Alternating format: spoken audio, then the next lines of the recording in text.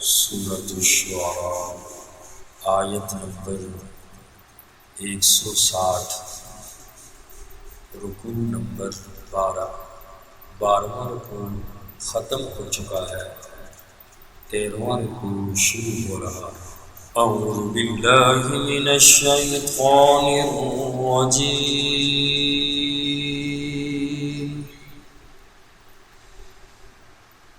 بسم اللہ الرحمن الرحیم۔ کذبت قوم لوط المرسلین،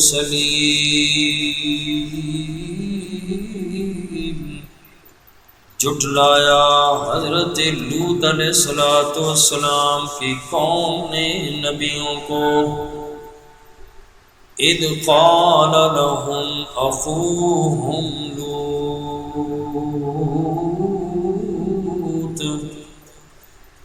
جب فرمایا ان کے بھائی حضرت لوط علیہ السلام نے، الا تتقون، تم بچتے کیوں نہیں کفر اور شرک سے؟ انی لکم رسول امین، بے شک میں تمہارا امانت دار رسول ہوں۔ فاتقوا اللہ، پس تم ڈرو اللہ سے، وَأَطِیعُونِ، اور میری اطاعت کرو۔ اس سے پہلے حضرت صالح علیہ السلام کا تذکرہ ہوا، اور آج کی آیت پاک میں حضرت لوط علیہ السلام اور ان کی قوم کا تذکرہ ہے۔ لوط علیہ السلام حضرت ابراہیم علیہ السلام کے سگے بھتیجے تھے۔ لوط علیہ السلام کے والد کا نام خاران تھا، یہ حضرت ابراہیم علیہ السلام کے بھائی تھے۔ لوط بن حاران بن آزر، ابراہیم علیہ السلام کے والد کا نام آزر اور بھائی کا نام حاران، اور ان کے بیٹے حضرت لوط علیہ السلام۔ ابراہیم علیہ السلام نے اللہ کی توحید کا پیغام لوگوں کو پہنچایا، 60 سال یا 70 سال یا 80 سال، مختلف تفسیروں میں مختلف سالوں کے نام ملتے ہیں۔ 80 سال حضرت ابراہیم علیہ السلام نے تبلیغ فرمائی تو صرف 2 بندے مسلمان ہوئے، ایک حضرت ابراہیم علیہ السلام کی بیوی حضرت سارہ، اور ایک ان کے بھتیجے حضرت لوط علیہ السلام۔ اندازہ کریں کتنا مشکل کام ہے، 70-80 سال کا زمانہ اللہ کی توحید کی دعوت دیتے رہے، مسلمان صرف 2 بندے ہوئے، باقی سارے مخالف تھے۔ انبیاء نے دین کا کام کس انداز میں کیا، لوگوں کے طعنے بھی سنے، لوگوں کی باتیں بھی سنی، مارے بھی کھائیں۔ تو حضرت لوط علیہ السلام اور حضرت ابراہیم اور حضرت سارہ 80 سال کے بعد یہ لوگ اپنے علاقے کو چھوڑ رہے ہیں، ہجرت کر رہے ہیں۔ عراق سے شام کی طرف ابراہیم خلیل اللہ علیہ السلام نے ہجرت فرمائی، اور لوط علیہ السلام کو اللہ نے سدوم کی بستی کی طرف نبی بنا کر بھیجا۔ لوط علیہ السلام اس بستی میں گئے تو لوگ ان کے اخلاق سے متاثر ہوئے، اور اپنی بچی کا اس قوم والوں نے رشتہ بھی لیا۔ اور یہ وہ بدنصیب عورت کہ جس نے آخری دم تک حضرت لوط علیہ السلام کا کلمہ نہیں پڑھا، کافر تھی۔ اس زمانے میں کافر اور مسلمان کا نکاح جائز تھا، بلکہ پہلی شریعتوں سے لے کر خود آقا علیہ السلام کے زمانہ 3 ہجری تک کافر سے نکاح جائز تھا۔ امام المرسلین صلی اللہ علیہ وسلم کی 3 بیٹیاں بھی پہلے کافروں کے نکاح میں تھیں، حضرت رقیہ، حضرت ام کلثوم رضی اللہ تعالی عنہما۔ یہ ابو لہب کے دونوں بیٹے عتبہ اور عتیبہ کے نکاح میں تھیں، اور جب آقا علیہ السلام نے نبوت کا اعلان کیا تو اس نے غصے میں آ کر بیٹوں کو کہا کہ اس کی بچیوں کو طلاق دو، اور آقا علیہ السلام کی سب سے بڑی بیٹی کا نکاح حضرت زینب کا ابو العاص بن ربیع سے ہوا، اور ان کا نام تھا، اصل نام آقا علیہ السلام کے داماد کا، سب سے بڑے داماد، ان کا نام تھا مکسم۔ تو یہ 3 بیٹیاں آقا علیہ السلام کی بھی یہ کافروں کے نکاح میں تھی۔ بعد میں ابو العاص مسلمان ہو گئے تھے، باقی ابو لہب کے دونوں بیٹوں سے طلاق ہو گئی تھی نبی پاک کی بیٹیوں کو۔ رخصتی نہیں ہوئی تھی، یہ نکاح ہی ہوا تھا اور رخصتی سے پہلے ہی طلاق دے دی گئی۔ اور یہ یعنی کہ زمانہ جاہلیت میں بھی کافر اور مسلمان، اس کی بہرحال اسلام بھی آیا پھر بھی نکاح جائز تھا۔ 3 ہجری میں اللہ نے منع کر دیا قرآن کی یہ آیت نازل فرما کر، وَلَا تَنكِحُوا الْمُشْرِكَاتِ حَتَّى يُؤْمِنَّ، کہ مشرک عورتوں کے ساتھ نکاح نہ کرو۔ ان آیات کی وجہ سے سن 3 ہجری میں پھر نکاح کافر اور مسلمان کا یہ حرام ہو گیا۔ قیامت تک کوئی بندہ کسی کافرہ عورت سے نکاح نہیں کر سکتا، اور اسی طریقے سے کوئی مومن عورت کافر مرد سے نکاح نہیں کر سکتی، اور اگر نکاح کیا بھی تو نکاح نافذ ہی نہیں ہوتا۔ تو جب نکاح نہیں ہوگا اولاد بھی حلال کی نہیں ہوگی۔ اگرچہ دنیا کے اعتبار سے تو نکاح ہو جاتا ہے، جیسے لوگ سمجھتے ہیں چلو جی نکاح ہو گیا، حقیقی طور پر کافر سے نکاح، مرد اور عورت دونوں، یعنی اس انداز ایک کافر ایک مسلمان ہو تو ان کا نکاح آپس میں حرام ہے۔ تو حضرت لوط علیہ السلام نے اپنی قوم کو بڑی اللہ کی توحید کی دعوت دی، لیکن یہ لوگ نہ مانے، اور پھر اللہ کی طرف سے قوم لوط پر 4 طرح کے اللہ نے عذاب مسلط کیے، اور یہ کرتے تھے کہ اپنی شہوت عورتوں کو چھوڑ کر مردوں سے پوری کیا کرتے تھے۔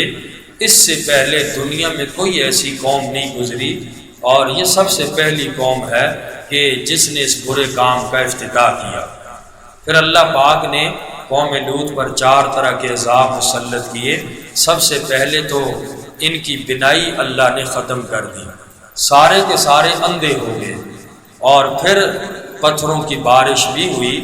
جبرائیل علیہ السلام نے ڈراؤنی آواز نکالی، ان کے کلیجے پھٹ گئے۔ پھر جبرائیل علیہ السلام نے صدوم کی بستی کو نیچے سے اٹھایا، اوپر آسمانوں تک لے گئے اور ان کو تہ و بالا کر دیا۔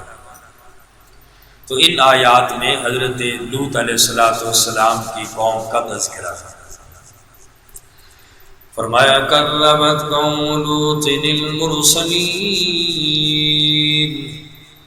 حضرت لوط علیہ السلام کی قوم نے نبیوں کو جھٹلایا۔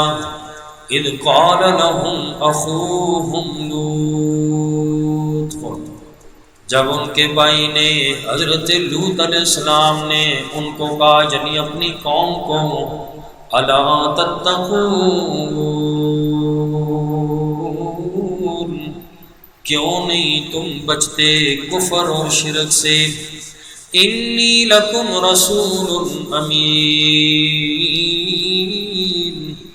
بے شک میں تمہارا رسول و امانت دار، میں تم میں اللہ کا پیغام پہنچانے میں کوئی خیانت نہیں کرتا۔ فاتقوا اللہ واطیعون، بس تم اللہ سے ڈرو اور میری اطاعت کرو۔ وما اسألکم علیہ من اجر، میں تم سے کوئی سوال نہیں کرتا اس تبلیغ پر کسی اجر کا۔ ان اجری الا علی رب العالمین، میرا تو اجر صرف رب العالمین پر ہے۔ اتأتون الذکران من العالمین۔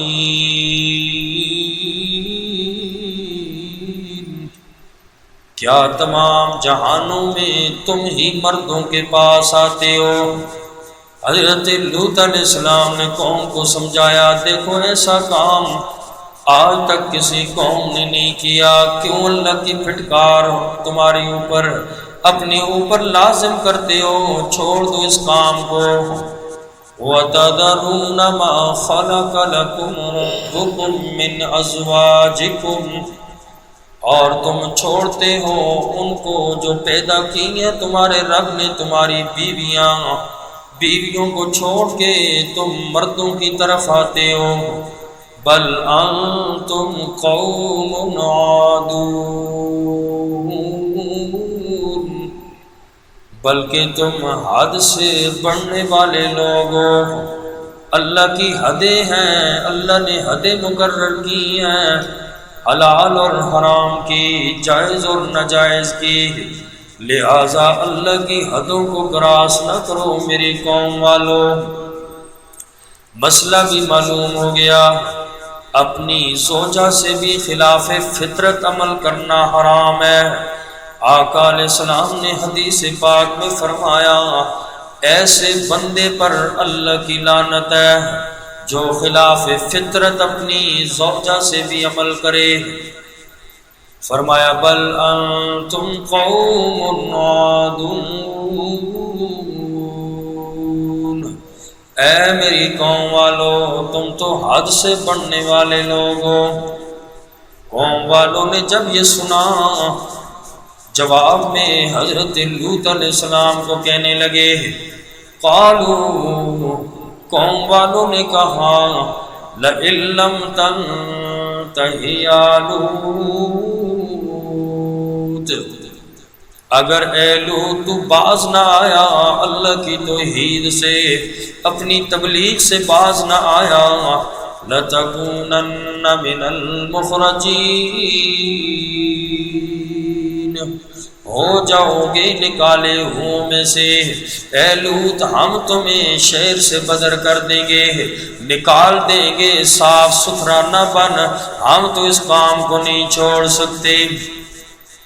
قال، حضرت لوط علیہ السلام نے فرمایا، انی لعملکم من القالین، میں تمہارے ان طور طریقوں سے بیزار ہوں۔ قالین، قالین کا معنی بیزار ہونا، بغض رکھنے کے معنی میں ہے۔ اے میری قوم والو جو تم کرتے ہو میں ان طریقوں سے بیزار ہوں، میرا آپ لوگوں سے کوئی تعلق نہیں ہے۔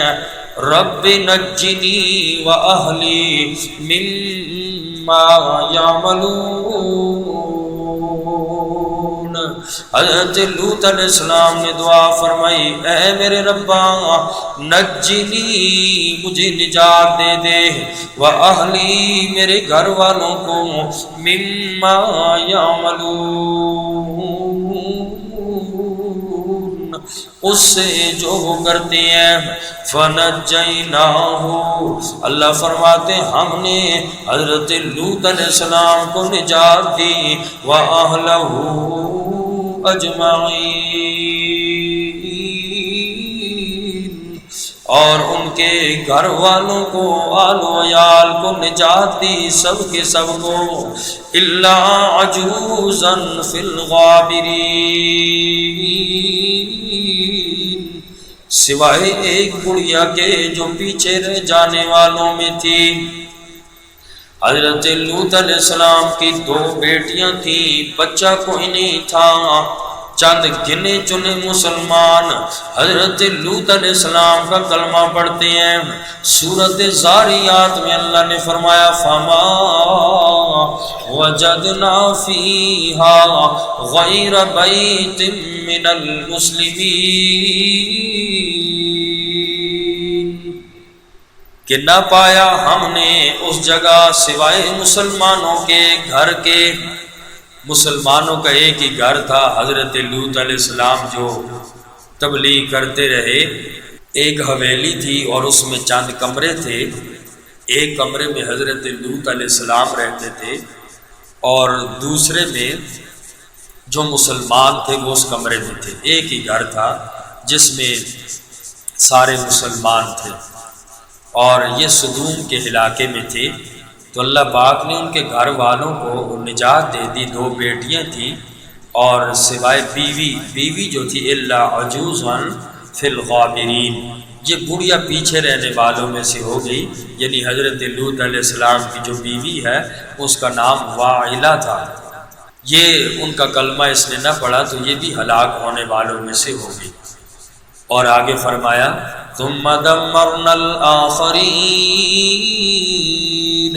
پھر ہم نے ہلاک کیا دوسروں کو جو پیچھے رہ گئے، باقی ساری قوم کو ہلاک کر دیا. حضرت لوط علیہ السلام ان کے اہل کو سوائے بیوی کے باقی سب کو بچا لیا. باقی جتنے بھی لوگ تھے ہم نے ان لوگوں کو تباہ کر دیا. وَأَمْطَرْنَا عَلَيْهِمْ مَطَرًا، اور ہم نے برسائی ان پر ایک قسم کی بارش. فَسَاءَ مَطَرُ الْمُنذَرِينَ، پس بری تھی بارش ڈرائے ہوں کی. اللہ کریم نے ان لوگوں پہ پتھروں کی بارش برسائی قوم لوط پر. اللہ فرماتے ان فی ذالک لآیہ، اے مکہ کے مشرکوں، قیامت تک آنے والے لوگوں، اس واقعے کے اندر بہت بڑی عبرت ہے، نشانی ہے. وَمَا كَانَ أَكْثَرُهُم مُؤْمِنِينَ، اور نہیں ہے ان کے اکثر ایمان لانے والے. وَإِنَّ رَبَّكَ لَهُوَ الْعَزِيزُ الرَّحِيمُ، اور بے شک آپ پر اب وہ غالب ہے، بہت بڑا مہربان ہے. اللہ تعالیٰ